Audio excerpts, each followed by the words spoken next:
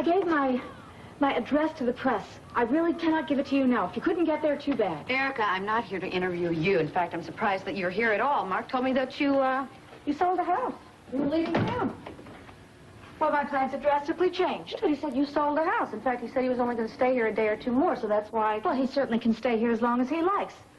I certainly don't want you to think that you're supposed to try to get him to move in with you. I have no intention of doing that. Because I am going to buy the house right back just as soon as I get my money from Mark. From Mark? Where's Mark getting that kind of money? Oh, don't be so dense. It's my money, not his. He picked it up from the bank for me. I decided to liquidate my assets. Erica, why on earth would you do that? Not that it is any of your business. But my original plans called for a lot of ready cash. Mark understood the situation. Mark is out there somewhere walking around with $1 million? Considerably more than that, Brooke. And I'm sure he's not walking around. I'm sure he's put it someplace safe. So you really were going to break Jeremy out of jail and make a run for it, weren't you? You will never get me to admit that. Why don't you just stop trying? Look, I'm not here as a reporter. I said I wanted to speak to Mark. I assume you've been in touch with him? No, wasn't he with you last night? I mean, I just took it for granted that you two left the prison together. He wasn't here when we got back. No, I left with my aunt. I didn't see him at all. Well, where on earth could he be? Erica, I hate to break this to you, but I looked in on Mark's room. Yeah, break what? I looked in, Mark's split. All his belongings are gone.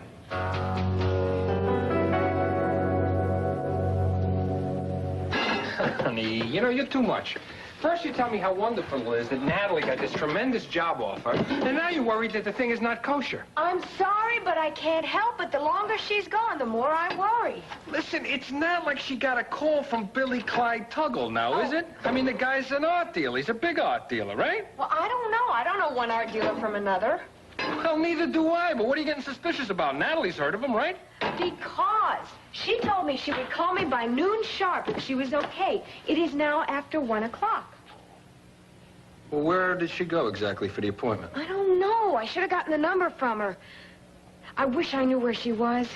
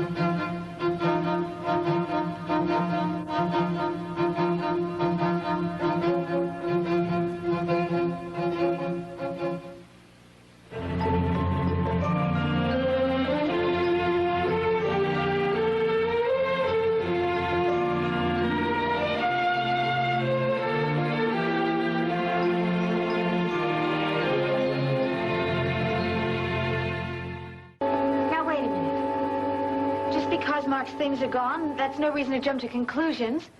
Maybe he found an apartment of his own. Where's the money? Well, he'll be here with it soon, I'm sure. Don't hold your breath. Mark's my brother. He would never run off with my money. Why wasn't he here with it when we got back? He hasn't called, has he? Well, how could he call?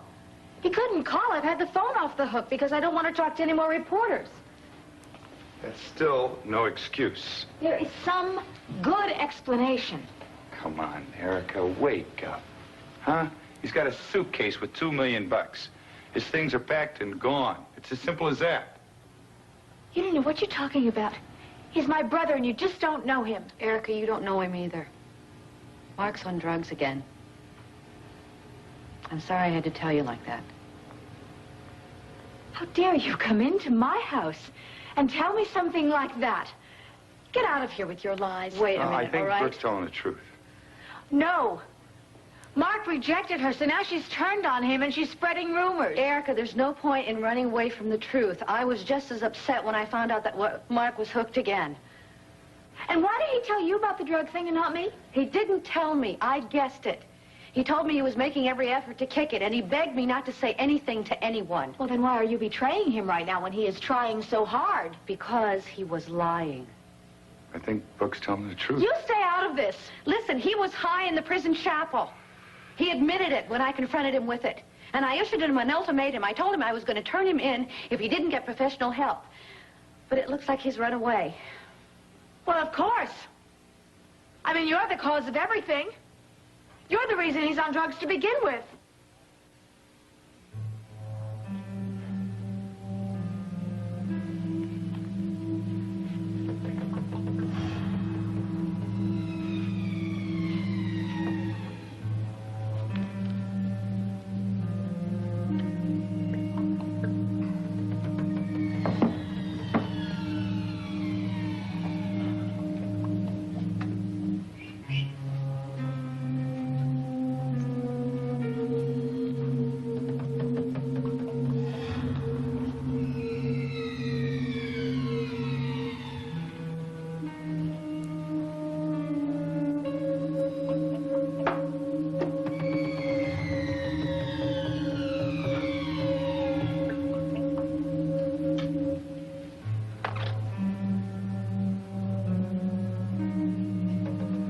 Operator, get me the police.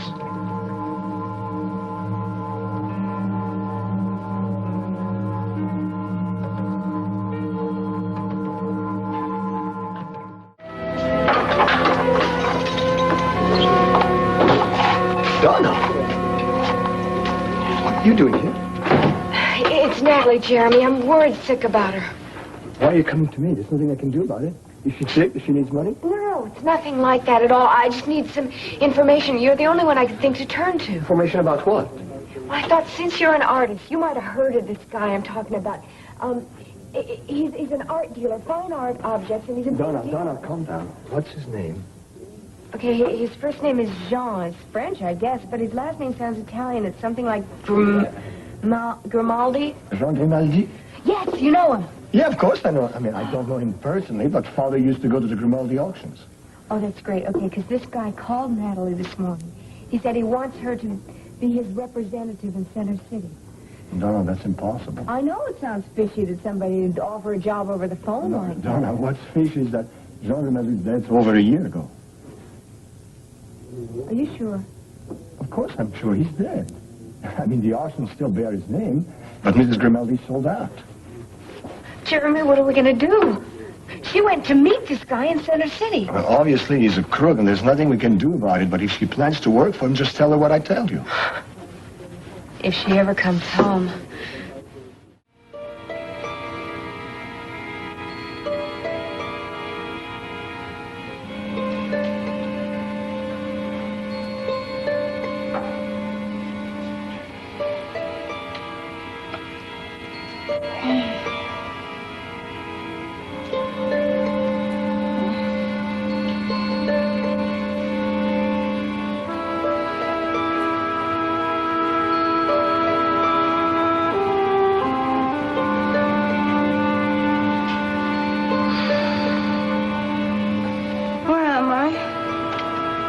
What's going on?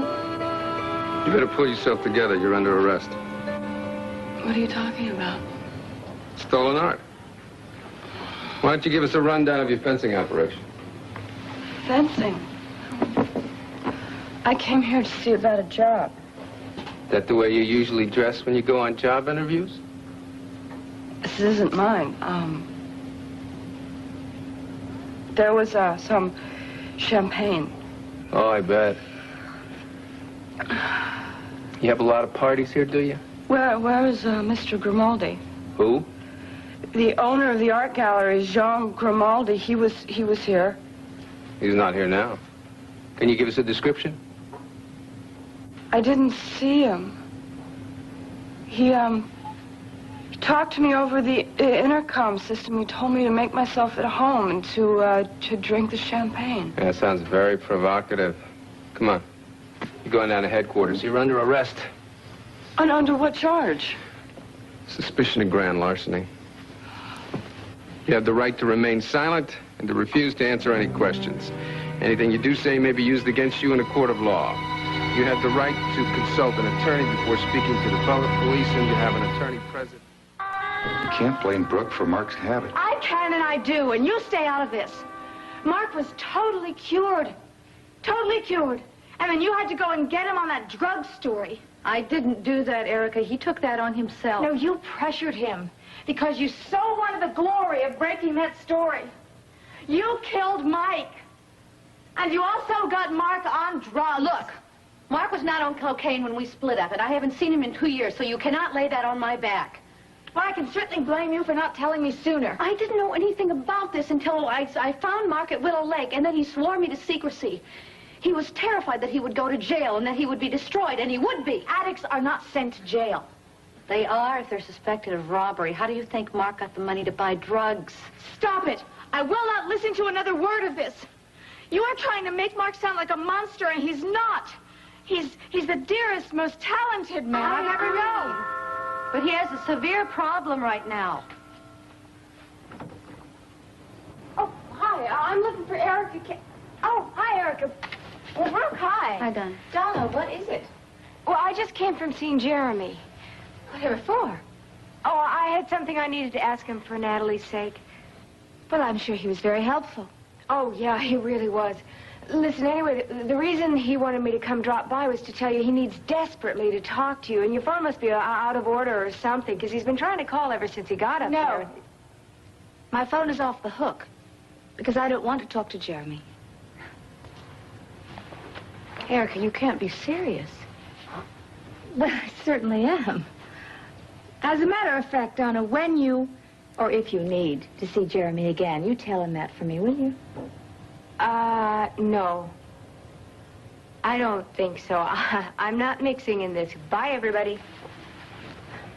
Erica, how can you just abandon Jeremy like this? What's happened? Well, you must have missed our press conference. No, I caught the replay on TV. Well, then you know what the situation is. Right, love? Darling, I don't like public displays of private feelings. Yeah, but I think Brooke understands. We have a lot of catching up to do. We can barely let each other go. Well, I think maybe you should just let me go just for a minute, you know, just while you show Brooke to the door.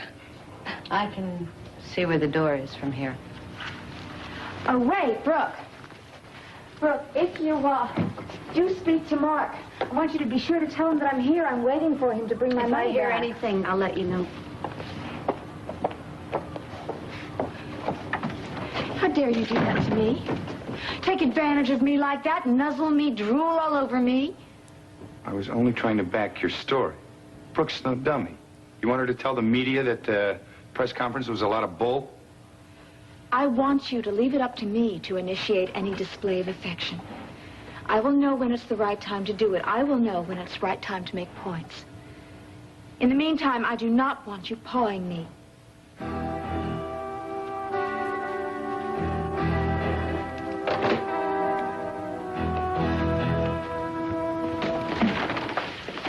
I am telling you the truth. John Grimaldi called me this morning. At least that's who he said he was. He claimed to be an old friend of my late husband's, offering me a job. Just like that, over the phone. You'd never met the man. That's exactly what this was supposed to be. It was supposed to be a meeting, but obviously it was nothing but a setup. Why would anybody go to the trouble? The very expensive trouble. Well, the man I'm thinking of has money to burn. He is vindictive beyond belief. And where would he get all these stolen art objects? Obviously, he bought them. Let me get this straight. You think this guy spent a fortune for the surroundings, and then he hired people to call you up, talk to you on an intercom, drug your champagne, and change your clothes? I realize that it does sound a touch improbable. However, this man would go to any lengths. I'm sure it's him. And who is this wealthy monster? Adam Chandler. Perhaps you know him. He owns Chandler Enterprises. I've heard some great stories, but this one takes the cake. It is true. I'm sure it is him. I bet that apartment was owned by Adam. Wrong. It's owned by Winthrop Peabody, and he's been out of the country for 6 months. But I don't know him. I've never met him. Why would I be in his apartment? Oh, look, don't play innocent. We know how you operate. You find these swank apartments with owners who are gone for part of the year, so your buyers think you own the premises as well as the art. And then you fake a little financial crisis and sell off part of the artwork at bargain prices. And with your looks, you're probably throwing in something a little extra to sweeten the deal. How dare you?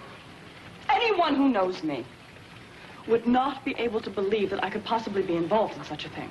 Your fingerprints are all over the stolen objects. That is an out-and-out lie. I never touched anything in the place. Yelling will not get you anywhere. Now, you have the right to make one phone call. So you better decide who it's going to be.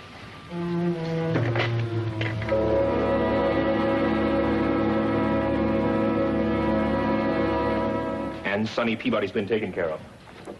You're absolutely positive. No one can connect me with him in any way. Positive, yes. All right, Kirst, thank you for handling it well. My pleasure. It was one of your better productions. Yeah, it was rather grand, wasn't it? My only regret is that I wasn't at the police station this morning to watch Natalie squirm. Don't you think she realized that you were behind it? Yes, probably. But she won't be able to prove it, will she? No, I'm afraid Natalie will finally realize that nobody crosses me and gets away with it.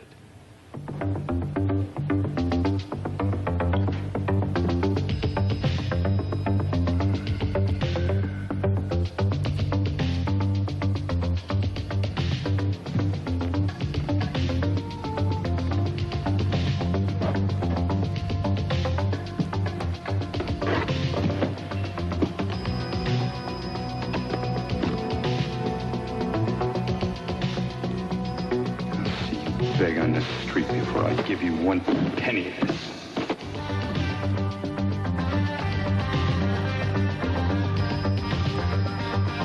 Gotta keep that little lady in line.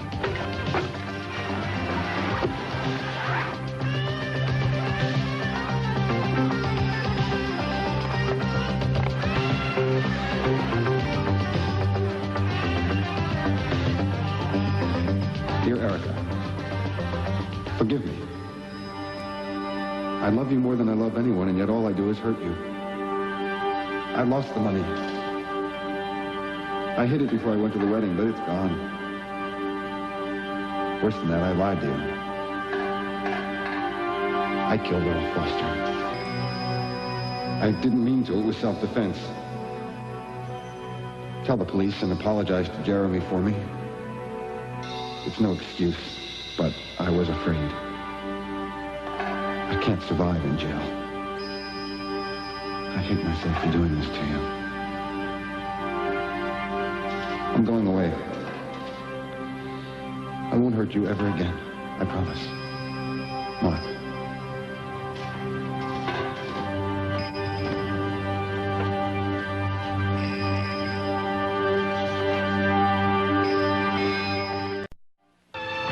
Matt, don't you have anything better to do than sit around the house drinking soda?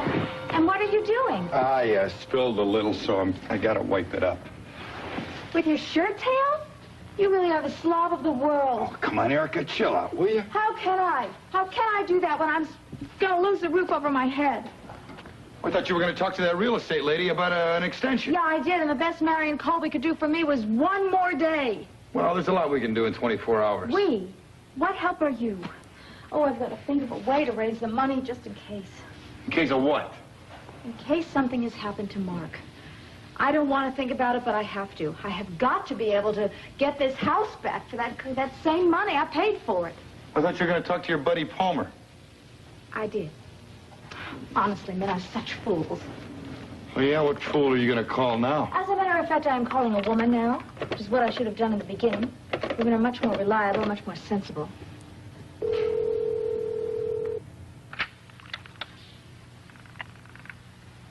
Hello? Hello, Phoebe. This is Erica. Oh, what can I do for you? You can come to my rescue, Phoebe, just like I did for you.